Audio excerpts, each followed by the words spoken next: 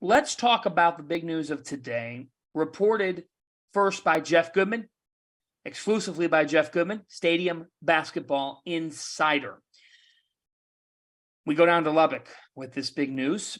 Texas Tech suspending Mark Adams, their head coach, pending an investigation following a, quote, inappropriate, unacceptable, and racially insensitive comment made to a player last week. Adams told Stadium that the comments he made were not racist and that he was quoting a Bible verse when he told one of his players that there is, quote, always a master and a servant, end quote.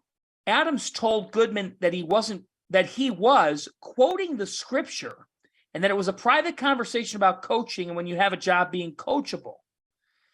Adams clarified with the scripture verse, and Adams said, I said that in the Bible that Jesus talks about how we all have bosses and we all are servants. I was quoting the Bible about that. Adams, who was 66 years of age, addressed the team the following day, but said it was to explain the situation. He said he did not apologize for his remarks. Now, that's one incident. Here's the other incident, folks. There's a separate incident that Jeff Goodman's reporting earlier in the season that the school is also investigating. This is Texas Tech coach Mark Adams, in which Adams spit on the same player. Adams told Stadium he had gone to the doctor, had a bad cough, and slobbered on the player during the game. Here's a quote, I can spit on you whenever I want to. One person close to the situation said Adams responded to the player. Adams told Jeff Goodman of Stadium he doesn't remember ever saying that, end quote. Patrick Young, your reaction to this Mark Adams saga? Which one? Let's start with the Bible verse. You're a very religious-based person, as am I. What do you make of that situation? I want to give I always want to try to give the benefit of the doubt, and maybe he had great intentions in using that scripture to get to a point of a player being coachable and how he is striving as his authority.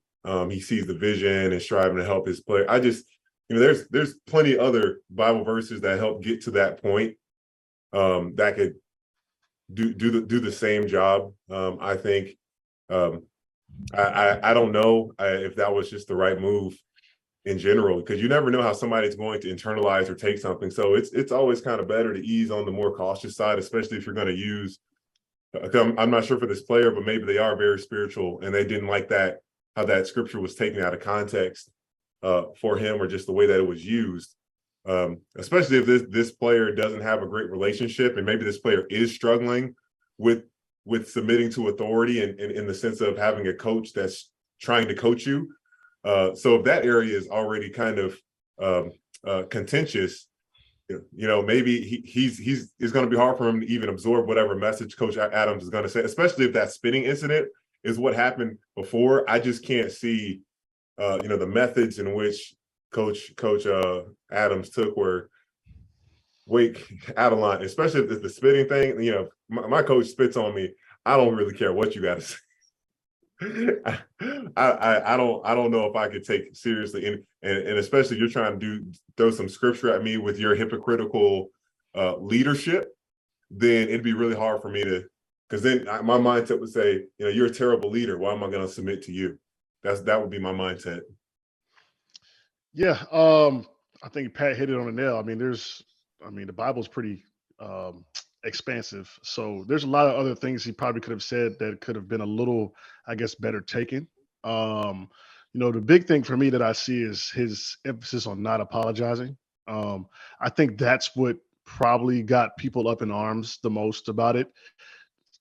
Pretty much saying, hey, I'm not apologizing for what I said. It was a scripture of the verse. And so, that's his prerogative. And I understand that as a male. But I think the lack of sympathy or empathy is probably my biggest issue with the situation. If a player misunderstood, even in the spitting incident, if something was misunderstood or something happened, you have to address it, apologize, say it was a mistake. on the spitting incident and the Bible incident. So for him to kind of just keep kind of being adamant that I'm not apologizing, this is what I mean. That's what's going to happen. They're going to investigate it. They'll get to the bottom of it, obviously. But just an unfortunate situation, for college basketball and the kids there, man, because no one wants to kind of deal with that as a player or parents as well. So hopefully that school kind of figures that out. And if he did do those things, he needs to be let go. So we'll see what happens. So there are two takeaways that I have from this story from when it came out. Jeff Goodman reporting that Mark Adams had an incident in which he spit on a player, another incident in which he shared a scripture passage that he was talking about with a player, and the player brought it to the university's attention. So this is getting investigated. There are two takeaways that I have from this whole instance. Number one, if Mark Adams spit on a player, he says he was slobbering, there's a sharp difference between me talking with John Henson and, unfortunately, because I uttered a word loudly or had a T or a P, that has to happen, versus spitting on a player. Mm-hmm. If Mark Adams spit on a player, he should never coach again. He should never see a sideline again. He should never be a leader of men again. You don't spit on people. That's ridiculous. Number two, on the scripture passage, no question that the nature of the story is interesting, but it's not about what happened there. I would be able to maybe consider giving Mark Adams a pass on that particular story had he been apologetic and explained a little bit more with humility on what happened. Right. But when someone does something wrong and they try to explain it, but they're not apologetic, that's them admitting without admitting it that they were wrong. The fact that he didn't apologize to his players, he was wrong, and the way that he comes off in this story, he looks like a clown. And maybe things will get reversed, but Mark Adams should not be coaching again if he spit at a player. End of story. No need for further discussion. Hey guys, just a reminder, our sponsor for today's episode is Run Your Pool. They are hosting the Field of 68 Bracket Challenge. This year, they are giving away $1,500 in free prizes. It's all an incentive for you to get on there and find out just how good their platform is. I've been using them for my bracket pools for years. I've used them for Super Bowl squares. I use them for everything that I need to use them for. The biggest survivor pool that I'm in for both NFL and NCAA tournament is by Run Your Pool. So go check them out. The link's below. Tap in.